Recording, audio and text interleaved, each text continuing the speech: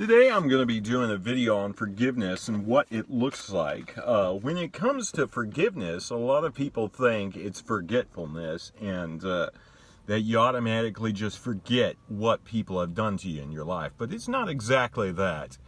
I do think it is, from biblical definition, choosing not to keep bringing those things up in our minds. When God talks about his forgiveness, when we've received Christ and have been forgiven of our sins, it says in Hebrews 8:12, "For I will forgive their wickedness and I will remember their sins no more." Does that mean that God can't remember? Well, it's not that God gets amnesia or forgets or just loses his mind about what we've done. He says, I will remember their sins no more. Meaning God doesn't keep bringing up our past offenses in his mind. He doesn't keep thinking about the things we've done in our past that have made him angry or have been sins against him. In Proverbs 17:9, it says, "Whoever would foster love covers an offense, but whoever repeats a matter separates close friends." And we have all probably been in that situation where somebody brought up some kind of past failure against us. They've reminded us, well, you did this back there, and, that never really helps in a relationship or a friendship. When somebody brings up something we've done in our past in that friendship, and keeps bringing it up and keeps bringing it up, they say that you should not keep bringing stuff up from the past. You should keep moving forward and trying to make progress in a friendship or a relationship. And it says, "Whoever would foster love covers over an offense, but whoever repeats a matter separates close friends."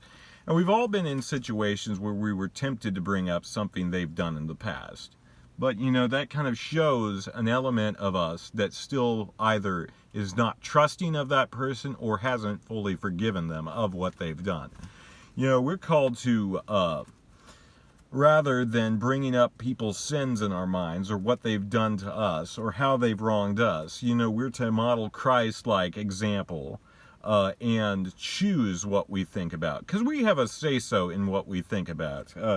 Philippians 4:8 says, "Finally, brothers and sisters, whatever is true, whatever is noble, whatever is right, whatever is pure, whatever is lovely, whatever is admirable, if anything excellent or praiseworthy, think about such things." And so here in Philippians 4:8,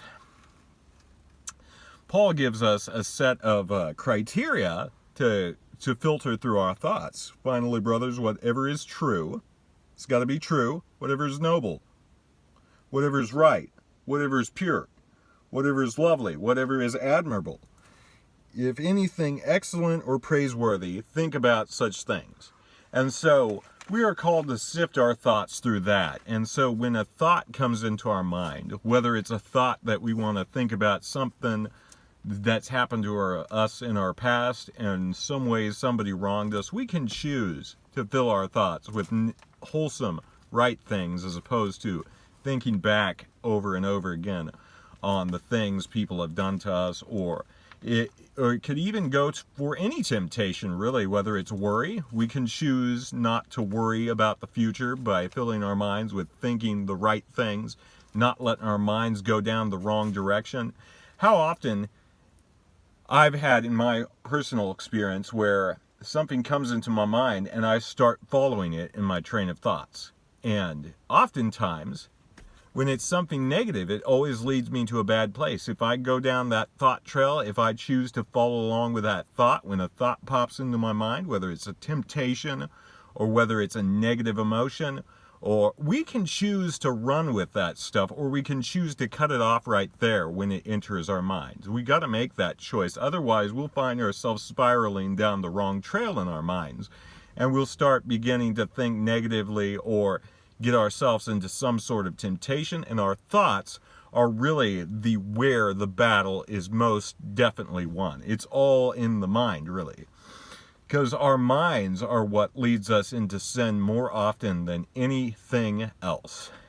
I mean, we live in a world that is full of temptations, and we have in our own hearts temptations that rise up. We live in a world that we're constantly being bombarded with temptations and worries, and we can choose in our minds to shut those things down when they enter our minds. You know, like you might be scrolling through social media and you might see something that provokes a reaction of some sort, whether it's a temptation or a negative thought or a worry, or maybe you come across a political news feed and you'll start to get really angry. You'll start to let that fire burn in you, and you'll start getting mad, and you'll start thinking about the wrong things.